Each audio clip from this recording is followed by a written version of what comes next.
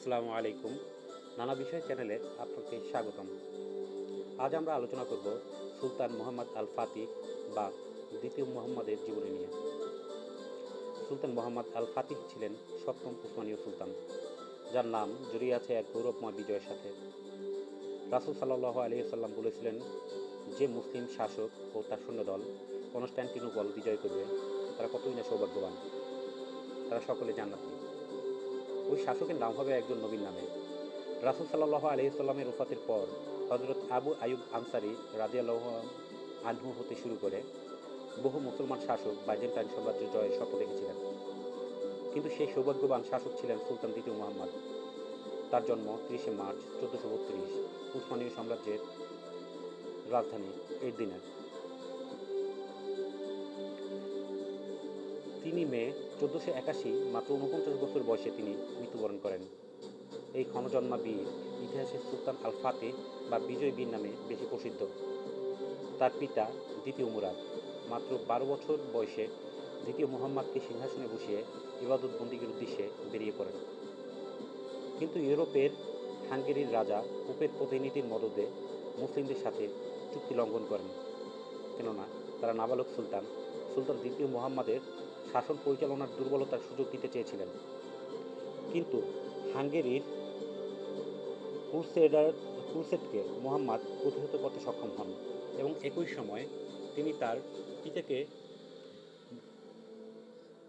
মসনদে বসতে অনুরোধ করেন, কিন্তু মুরাদ মসনদে বসতে অস্বীকৃতি জানান। ফলে মুহাম্মদ ক্রুদ্ধ হয়ে তার পিতাকে এক চিঠি লিখেন, যাতে তিনি লেখেন, যদি আপনি সুলতান হন তবে আমি অনুরোধ করছি আপনার মসনদ বুঝে নিন। যদি আমি সুলতান হই তবে আমি নির্দেশ দিচ্ছি আপনি আমার সেনাদের নেতৃত্ব দিন। অতঃপর মুরাদ ফিরে এসে দায়িত্ব গ্রহণ করেন এবং ১৪৪৪ সালে ভার্নার যুদ্ধে ক্রুসেডারদের চরমভাবে পরাজিত করেন। একই সাথে ১৪৪৮ সালে কসোভোর দ্বিতীয় যুদ্ধে খ্রিস্টান বাহিনীকে পরাজিত করেন এবং ৩ ফেব্রুয়ারি ১৪৫১ সালে দ্বিতীয় মুরাদ মৃত্যুবরণ করলে পুনরায় সুলতান দ্বিতীয় মুহাম্মদ ক্ষমতায় আরোহণ করেন। ১৪৫১ সালে মুহাম্মদ ক্ষমতায় বসার পর নৌবাহিনীকে শক্তিশালী করতে থাকেন এবং একই সাথে বাইজেন্টাইন সাম্রাজ্যের রাজধানী কনস্টান্টিনোপল আক্রমণের প্রস্তুতি গ্রহণ করতে থাকেন। ১৪৫৩ সালে মুহাম্মদ কনস্টান্টিনোপল অবরোধ করেন। এই সময় তার সঙ্গী ছিল প্রায় ২ লক্ষ সৈন্য এবং ৩২০টি জাহাজ। অবরোধের সময় উসমানীয়রা উরবানে নির্মিত প্রকাণ্ড কামান হতে গোলাবর্ষণ করতে থাকে। গোল্ডেন হর্নের প্রবেশপথে বাইজেন্টাইনরা শিকল স্থাপন করে, ফলে উপকূলে তুর্কি নৌবাহিনী প্রবেশ করতে পারছিল না।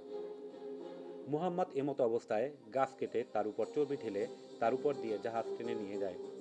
ফলে স্থলপথে শিকল এড়িয়ে মুহাম্মদের বাহিনী পৌঁছে যায় বাইজেন্টাইন বন্দরে। ২৯শে মে বাইজেন্টাইন সাম্রাজ্যের পতন ঘটে, ফলে হাজার বছরের রোমান সাম্রাজ্যের ইতি ঘটে। কনস্টান্টিনোপলের এবং সেই স্থানে বিজয়ী পতাকা তোলে মুসলিমগণ, ফলে মুহাম্মদ সাল্লাল্লাহু আলাইহি সাল্লামের ভবিষ্যৎবাণী পূর্ণতা পায়। অতঃপর দ্বিতীয় মুহাম্মদ এর দিন থেকে রাজধানী সরিয়ে কনস্টান্টিনোপলে নিয়ে আসেন। ১৪৮১ সালে নতুন অভিযানকালে ইস্তাম্বুলের মালপেতে অসুস্থ হয়ে পড়েন। কিছুদিন পর ৩ মে মাত্র ৪৯ বছর বয়সে সুলতান মুহাম্মদ মৃত্যুবরণ করেন। তাকে ইস্তাম্বুল ফাতিহ মসজিদ প্রাঙ্গণে দাফন করা হয়। তার মৃত্যু নিয়ে প্রচলিত আছে তাকে ইহুদি হতে মুসলিম হওয়া ইয়াকুব পাশা বিষ প্রয়োগ করেছিলেন। আবার অন্য সূত্র মতে তার পার্সিয়ান চিকিৎসক তার মৃত্যুর জন্য দায়ী। তার মৃত্যুতে ইউরোপে আনন্দের বন্যা বয়ে যায়, কারণ এই ক্ষণজন্মা বীর ছিলেন ইউরোপিয়ান রাজাদের কাছে আতঙ্কের নাম। তিনি তার এই ক্ষুদ্র জীবনে অনেকগুলো অভিযান পরিচালনা করেন এবং বিজয়ী হন। এর মধ্যে উল্লেখযোগ্য সার্বিয়া বিজয়, মোরেয়া বিজয়,